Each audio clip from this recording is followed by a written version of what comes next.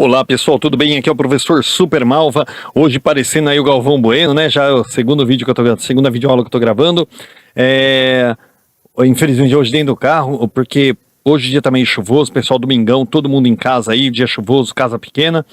E então não dá para ficar privando a família dos espaços aí gravando vídeo, né? Então vim gravar aqui dentro do carro mesmo. A acústica é até boa, né? A iluminação não ajuda muito, mas a acústica tá boa. Mais importante, pessoal, não é acústica, não é...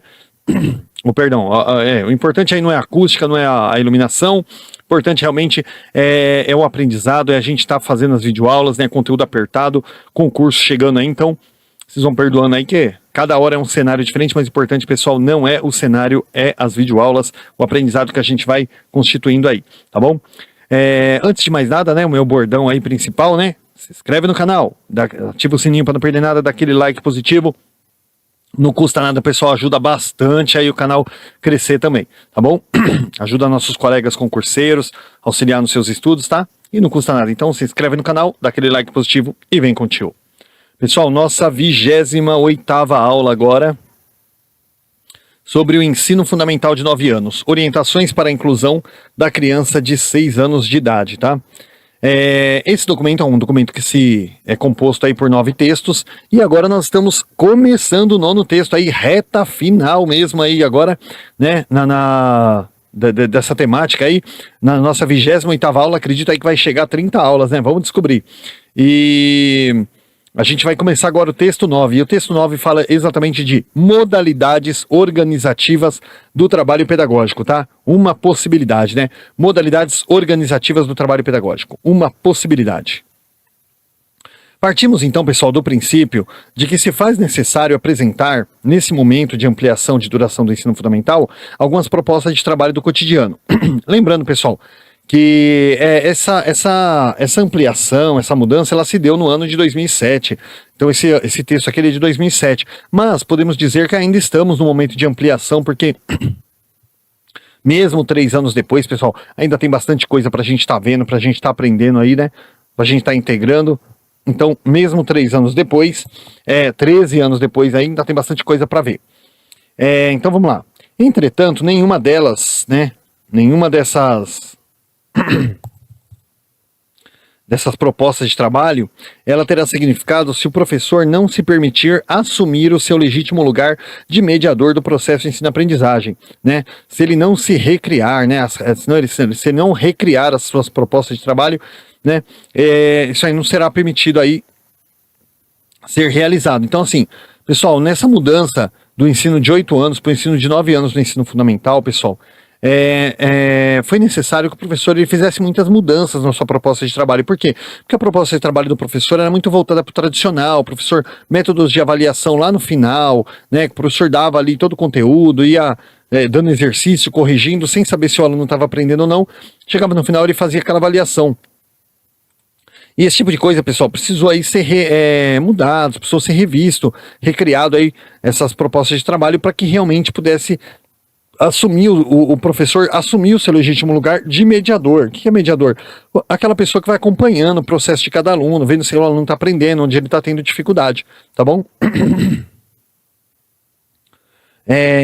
As atividades, pessoal, aqui apresentadas nesse texto, elas não foram elaboradas como modelos, né, mas como subsídios, como auxílio aí ao planejamento da prática, tá?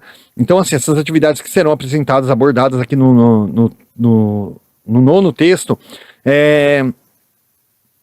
elas não têm como objetivo aí modelar o seu formato de trabalho, mas auxiliar você aí, tá bom? Foram elaboradas apostando na infinita capacidade criativa do professor de reinventar aquilo que já está pronto, né? O já posto. E, pessoal, tais atividades, deixa eu só complementar aqui que eu já falo. Tais atividades, elas têm como propósito encorajar o professor na elaboração de tantas outras e mais ricas, né? Propostas aí de resultados até mais eficientes para a aprendizagem dos estudantes. E foram propositadamente apresentadas para que o professor possa superá-las no estabelecimento de novas referências pedagógicas e metodológicas com vistas a um ensino fundamental de qualidade. Então, assim, quando foi colocado essas atividades aí, né, foi no propósito de encorajar o professor a elaborar, no meio de tantas atividades, outras até mais ricas aí, e atividades até de resultados mais eficientes aí para a aprendizagem dos estudantes, tá? Gente, tem algum lugar aqui que fala da Delia Lerner, né? Tá, quando chegar lá eu explico para vocês o que eu preciso aí. Os fins da educação, os objetivos pedagógicos e os conhecimentos a serem trabalhados no ensino fundamental, eles especialmente com a criança de 6 anos, são amplamente discutidos nos outros textos dessa publicação, tá? Então, quando a gente fala assim sobre os fins da educação, os objetivos pedagógicos a ser trabalhado, os conhecimentos, né, a ser trabalhado aí também, os objetivos pedagógicos a serem alcançados, tá? E os conhecimentos a ser trabalhados, eles foram aí muito amplamente discutidos durante esses primeiros 8 textos aí, essas primeiras 27 aulas que nós passamos, tá? Neles, né, nesses textos todos que a gente leu, que a gente acompanha nas videoaulas, há explicitação de determinados pressupostos, atitudes, práticas e formas de organizar o trabalho pedagógico. O presente texto, ele objetiva, pessoal, articular algumas concepções e sugestões de práticas dos demais textos, na tentativa de sinalizar possibilidades cotidianas de trabalho. Então, assim, esse texto 9 aqui, pessoal, ele tem como objetivo articular algumas concepções e fazer algumas sugestões aí das práticas, né, elaboradas aí, trabalhadas nos últimos textos, tá? Na tentativa aí de sinalizar, né, de possibilidades aí cotidianas do trabalho. Esse texto, ele não tem a intenção de propor atividades que devem ser seguidas pelos professores. O que foi desenvolvido nesse texto são processos de organização do trabalho pedagógico, ou seja, uma ferramenta com a intenção aí de ajudar, de auxiliar, né, o professor. Portanto, pessoal, esses exemplos aí, eles são apenas referências em que se destacam 4 modalidades de organização dos conteúdos, tá? Referenciadas aí na obra de Ler e Escrever na Escola, o Real Possível Necessário, da Delia Lerner. Nem sempre com as mesmas denominações, né, ou ações indicadas, né, mas são eles, atividade permanente, sequência didática, projeto e atividade de sistematização, que são aí as 4 modalidades de organização do trabalho com as áreas do conhecimento. Pessoal, quando fala aqui que isso foi baseado, referenciado na obra da Delia Lerner, né, Ler e Escrever na Escola, o Real Possível Necessário, eu tenho 3 videoaulas, pessoal, que fala sobre essa questão da Delia Lerner. Tá bom? Tenho 3 videoaulas e eu vou deixar o link das 3 aí na descrição desse vídeo. Então, antes de realmente entrar de cabeça nesse nono texto aqui, era interessante que vocês assistissem as videoaulas, tá? São 3 videoaulas, a última é mais curtinha, porque foi só para completar, mas aí são 3 videoaulas são 2 videoaulas de 30 minutos e mais uma videoaula de 10, 12 minutos aí para completar. Mas é importante realmente porque como a gente vai trabalhar baseado, né, tendo como referência essa obra da Delia Lerner, é legal realmente vocês entenderem um pouquinho antes da gente se aprofundar. Se você tiver um pouquinho mais de pressa, um pouquinho mais objetivado, a gente vai procurar trabalhar esse conteúdo aqui de uma forma bem clara, para que você aí não, né, de repente fala, pô, quer dizer que se eu não assistir aquele vídeo eu não vou conseguir entender essa aula, talvez até entenda, né? Mas, se quiser enriquecer mais seus estudos, tá na descrição do vídeo aí, os 3 links, né, das 3 aulas dessa obra da Delia Lerner, tá bom? E sempre lembrando, pessoal, de dar uma curtida lá, de se inscrever no canal, tá bom? Para ajudar o professor Super Malva, nas videoaulas aí também, e os demais colegas que precisarem no futuro. Vamos lá. Esse texto, pessoal, ele parte de uma concepção de linguagem com interação, o que possibilita articular as várias áreas do conhecimento, pois considera o ser humano um ser de linguagem, uma vez que constitui o sujeito em seu contexto. Então esse texto, pessoal, ele procura buscar aí uma concepção de linguagem com base na interação, ou seja, no contato das crianças com as outras crianças, com adultos, tá bom? A interação social, o diálogo, tá bom? Que possibilita articular aí várias áreas de conhecimento, pois considera o ser humano um ser de linguagem. Então o ser humano ele tem que ter contato com pessoas ali para poder aprender também, tá? Linguagem e poder, pessoal, elas têm andado juntos. Linguagem e poder têm andado juntos na história da humanidade. Ao mesmo tempo em que a palavra aproxima as pessoas, ela também tem o poder de afastá-las, né? Pois estão em jogo ali relações de domínio. Por exemplo, pessoal, muitas vezes a relação desigual entre as pessoas ela é traduzida pelo fato de que apenas uma pode usar a palavra ou apenas delas é que a palavra vale. Como, por exemplo, o adulto e a criança, o professor e o estudante, o chefe e o subalterno, o professor e o filho, né, o médico e o paciente. Evidentemente, essas relações desiguais, elas são reflexos de questões sociais mais amplas. Então, assim, a gente está em constante casos de relação desigual, né, entre as pessoas aí. E a relação desigual, pessoal, ela é traduzida pelo fato de que apenas uma pessoa aí pode falar, ou apenas uma palavra que vale. E quando você está com uma pessoa que tem mais autoridade do que você muitas vezes tem mais razão do que ela, mas porque ela tem um grau acima de você, ela tem uma patente acima de você, você tem que calar e deixar aquela pessoa falar uma coisa que você sabe que ela está falando uma coisa errada, mas você não tem o poder, a sua palavra ela não tem poder. Então, essa palavra não tem, a palavra não tem poder, então dessa forma você acaba tendo que fica essa desigualdade social, desigualdade na linguagem, né, onde realmente aí tem que trabalhar, como fala, umas pessoas engolir aí como fala, a prepotência de outra por questão de pesos e medidas aí de cargos ou de, como fala a palavra, patamares, né, qualquer que seja o grupo social. Enfim, a linguagem não é apenas comunicação ou suporte de pensamento, é principalmente interação entre sujeitos. A linguagem também, pessoal, é lugar de negociação de sentidos, de ideologia, de conflito, né? E as condições de produção de um texto, para que, o que, onde, quem, né, com quem, quando, como, né, as condições de produção de um texto, elas constituem seus sentidos para além de sua matéria formal, né, que seria palavras, linhas, cores, né. Então, assim, pessoal, quando a gente tá falando de linguagem, ela não é apenas uma comunicação, né, ou ali um suporte do nosso pensamento, vamos explicitar o nosso pensamento. Ela também é principalmente, pessoal, a interação entre pessoas, né, é um lugar de negociação ali, de sentidos, de ideologia, onde você expõe ali uma coisa que você pensa, que você defende, né, de conflito. E as condições da produção de um texto, né, elas constituem seus sentidos, né, além da questão técnica. Então, quando você vai construir um texto, você não pode só se basear na questão técnica ali de palavras, linhas, cores, formas, né, formatação. Não, pessoal, também tem aquela questão, o texto, para que é esse texto, né, o que é, do que ele fala, né, quando se passa, qual que é a intenção dele, tá bom? A linguagem é constitutiva do sujeito, pessoal, ou seja, ela faz parte do processo de identidade. Faz parte do processo de identidade pessoal e social de cada pessoa. E por isso a escola precisa considerá-la, né, na formação de pessoas que sejam capazes de compreender mais e melhor o mundo, inclusive transformando esse mundo. Tá? Então a linguagem ela já faz parte do sujeito, ela faz parte do ser humano, desde que ele se entende por gente ali, né? E a linguagem ela faz parte desse processo de identidade pessoal e social de cada criança, tá? Por isso que a escola tem que considerar a linguagem uma coisa extremamente importante, aí, primordial, aí, para que as pessoas sejam capazes de compreender aí mais e melhor o mundo também, inclusive transformar o mundo. O estudo das linguagens na escola é ainda fundamental, tanto para a aprendizagem de conteúdos escolares, quanto para a ampliação da participação cidadã do estudante na sociedade. Ou seja, o estudo das linguagens na escola ele não só é importante para aprender ali o conteúdo básico da escola, mas também, pessoal, os contextos sociais, tá? Que tem a ver ali com a realidade local daquele aluno, para que ele se aproprie e também possa ampliar os seus conhecimentos de modo até, inclusive, a transformar o seu ambiente.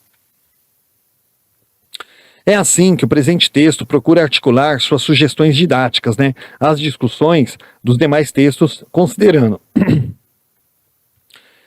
a singularidade da infância na direção de fazer, né, com que a entrada da criança de 6 anos no ensino fundamental seja um ganho para as demais, né, e não o contrário. O brincar como um modo de ser e estar no mundo, né? Levando em conta aí, pessoal, a função humanizadora da cultura, né? E a sua contribuição para a formação da criança, né? Também, pessoal, esse texto aí, ele procura articular nessas sugestões didáticas aí, considerando as linguagens verbais, artísticas e científicas, né, como articuladoras de uma prática multidisciplinar no contexto de letramento. Ou seja, pessoal, quando a gente fala de linguagem artística, né, a gente está falando de esculturas, de quadros, de música, de peças de teatro, tá bom? Essa linguagem artística também é muito importante. O texto, nas variadas linguagens, né, a partir do que os estudantes já conhecem como usuários da língua, mesmo aqueles que ainda não têm autonomia para decifrar o escrito, tá bom? Então, mesmo esses aí. As relações entre letramento e alfabetização, para que se garanta que a criança se alfabetize numa perspectiva letrada. Qual a diferença, pessoal, de alfabetização e letramento? A alfabetização cuida da parte técnica da escrita, tá? Pontuação, letras, sílabas. E o letramento, ele trata do quê? Do sentido daquilo que está se escrevendo, tá? Para que não se escreva aí palavras aleatórias. A aprendizagem dos conhecimentos das áreas das ciências sociais, das ciências naturais, das linguagens relativos aos anos e séries do ensino fundamental, como possibilitadores da ampliação das referências de mundo da criança. Ou seja, aprendizagem, pessoal, de diversas áreas das ciências sociais aí, né? Por parte da criança, que também, às vezes, elas são menos consideradas aí como primordiais na escola, mas elas são extremamente importantes. A constituição, pessoal, de espaços coletivos de organização do trabalho pedagógico, o que inclui a decisão sobre normas, limites, horários, distribuições, tá, de tarefas. Gente, com o objetivo de contextualizar suas propostas, o texto inicia-se com uma breve reflexão sobre o planejamento como um princípio e uma prática deflagradora de todo o trabalho na escola e na sala de aula, tá? Num movimento contínuo e interdependente, em que se planeja, se registra e se avalia. Então, assim, com o objetivo de contextualizar as propostas, né, esse texto aqui, gente, ele se inicia aí com uma breve reflexão sobre tudo aquilo que foi trabalhado nos outros textos anteriores, tá? Em seguida, esse texto aqui, ele vai passar aí para abordar algumas possibilidades de trabalho por meio das modalidades de organização do conteúdo, tá? Procurando aí articular essas possibilidades, também as contribuições dos demais textos, tá? E esse texto levanta ainda algumas possibilidades de trabalho com a formação continuada dos professores, que é muito importante, tá? O professor aí, ele tem que ter uma formação continuada, porque quando ele achar que ele já tá dentro dos parâmetros certinhos ali, gente, dá um boom na educação, acrescenta alguma coisa, modifica alguma coisa, acontece alguma coisa nova, então o professor tem que estar numa formação contínua para que ele possa estar atendendo ali garantindo também uma educação de qualidade para esses estudantes, tá bom? E agora a gente vai passar por um tema, pessoal, chamado o planejamento. Tá? Só que assim, a gente está até com 17 minutos aqui, pessoal, mas esse tema aqui, acho que ele é um pouco grande. Não é não, dá para trabalhar aqui. Vamos dar uma estendida nele aqui. Eu não gosto de fazer aula com mais de 30 minutos, porque ela fica muito cansativa, pessoal, até para quem está assistindo. Então vamos lá, pessoal. O planejamento. Por entender que a realidade precisa ser observada, analisada, comparada e reinserida no todo, tendo em vista o processo, as contradições e as aproximações sucessivas, planejamento pedagógico do professor, coletivamente, a partir do que toda a escola pensa e realiza em seu projeto pedagógico. Então, assim, gente, por a gente entender que a realidade ela precisa ser observada, analisada assim, o planejamento, né, do professor, a partir do que toda a escola precisa e realiza no seu projeto pedagógico. Gente, como que eu posso explicar isso aqui? Quando você fala da realidade, a gente está falando do contexto social, onde a escola está inserida. A gente precisa começar a trabalhar a partir dessa realidade do aluno, tá? Você não pode chegar lá e vou ensinar português, matemática, história e, ó, eu não quero saber daqui, fora daqui, a sua vida é diferente daqui. Não, gente, a escola, ela tem uma função social. Eu também tenho uma aula sobre a função social da escola, que é muito importante. Então você tem que procurar trabalhar, pessoal, de acordo com a realidade local, a partir da vivência do aluno fora da escola. Assim, ele vai se sentir meio que, como a gente diz aí de uma forma popular, né? Ele vai se sentir em casa quando ele estiver na escola, ele vai sentir que tem um contexto, a escola em relação com a vida dele, está interligado, tá? Então é muito importante aí você observar a realidade, analisar ela, comparar, né? Para poder estar trabalhando dentro da escola também. O planejamento da escola contempla, assim, desde os critérios de organização das crianças em classes ou turmas, definição de objetos por série e tal, bem como o planejamento do tempo e espaço, né? E materiais considerados nas diferentes atividades e seus modos de organização. Um outro aspecto, muitas vezes negligenciado, pessoal, é a participação dos pais na comunidade no planejamento escolar. É de suma importância, pessoal, a participação dos pais no planejamento, tá? Não se pode esquecer que são suas histórias, suas profissões, seus modos de entender e agir no mundo, pessoal, que constituem a identidade das crianças, né, nossos estudantes. Então a criança, ela convive a vida inteira ali com o trabalho do pai, com as atitudes do pai, com as culturas que ele vê ali, ou do pai e da mãe, até mesmo se a família frequenta uma igreja, um clube, alguma associação, são essas vivências, pessoal, que formam ali a cultura da criança antes dela entrar na escola. Então a família ela tem muito a contribuir, tá? Quando ela conta a história dela, o contexto da vida dela, a partir daquilo ali você vai começar a trabalhar. E aquilo para a criança vai fazer sentido, que foi o que eu expliquei agora há pouco, tá bom? Então é de suma importância, não pode ser negligenciada a participação dos pais, da comunidade no planejamento escolar, tá bom? E mais, pessoal, se nós entendermos que o currículo escolar é construção da identidade do estudante e espaço de conflito dos interesses da sociedade, se nós entendermos isso, pessoal, tá? O planejamento, ele precisa ser compreendido como um processo coletivo e como ferramenta do diálogo em que se considere a participação também dos estudantes no trabalho a ser constituído, bem como a comunidade escolar. Então, pessoal, o nosso planejamento, ele tem que ser compreendido como processo coletivo. O professor não pode ir lá e planejar a aula dele do jeito que ele quer e falar, é assim que nós vamos trabalhar. Não. Chama lá, no caso, no meu caso, que é estágio 1, a criança é muito pequena, conversa com os pais. Puxa vida, como vocês acham que a gente pode trabalhar? Qual a dificuldade do seu bairro? O que vocês acham que pode melhorar aí no cotidiano de vocês? Pra gente poder começar a trabalhar isso com a criança, tá bom? Então é de suma importância aí, no caso, quem é um pouquinho mais velho, né, a participação dos estudantes no planejamento, e quem é criança um pouco mais pequena, a participação dos pais realmente é muito importante, tá? O professor planeja seu curso, levando em conta o plano, né, o projeto da escola e as crianças concretas de sua turma. Levando em conta, pessoal, seus conhecimentos, interesses, necessidades, tá? O professor considera ainda as condições reais de seu trabalho, sua trajetória profissional, bem como os objetivos pedagógicos para os estudantes dos anos iniciais. Em se tratando de planejamento, pessoal, sabemos que uma questão fundamental a ser enfrentada no trabalho cotidiano diz respeito ao tempo, né, que é sempre escasso, ou seja, a gente tem muita coisa para trabalhar e pouco tempo, tá? Então, assim, isso é um outro grande problema, outro grande desafio a ser superado. Por isso, há necessidade de qualificar esse tempo didaticamente, tá? Nesse sentido, o tempo deve ser organizado de forma flexível, possibilitando que se retomem perspectivas e aspectos dos conhecimentos tratados em diferentes situações didáticas. Então, assim, pessoal, primeira coisa, eu já venho falando isso em várias aulas. Priorizar. Pega todo o conteúdo que você quer aplicar e prioriza. Olha, isso aqui é o mais importante, esse aqui é o segundo mais importante, esse é o terceiro mais importante. Por quê? E você vai trabalhando cada área da sua disciplina, você vai trabalhando sempre o mais importante. Ah, fechou aquele tema? Vai para o segundo mais importante, terceiro mais importante. Por quê, pessoal? Porque se você não conseguir trabalhar todo o conteúdo, pelo menos assim, eu consegui trabalhar 60%, 70% do que eu queria. Foi o 70% mais importante. Então, assim, gente, é importante você realmente fazer essa organização, tal, para que você aproveite o tempo dentro da sala de aula da melhor forma. Se você tem aquele curto período de tempo, né, de dias letivos, de aula, você tem um período curto de tempo, você tem um determinado X para apresentar, você sabe que você não vai conseguir apresentar tudo, então pega do mais importante para o menos importante, porque aí, se você não conseguir apresentar tudo, pelo menos a melhor qualidade de ensino que você tinha, você deu, tá bom? Outro aspecto, pessoal, é o fato das pessoas aprenderem de formas diferentes, tá? Porque tem tempos também que são diferentes de aprendizagem, tá?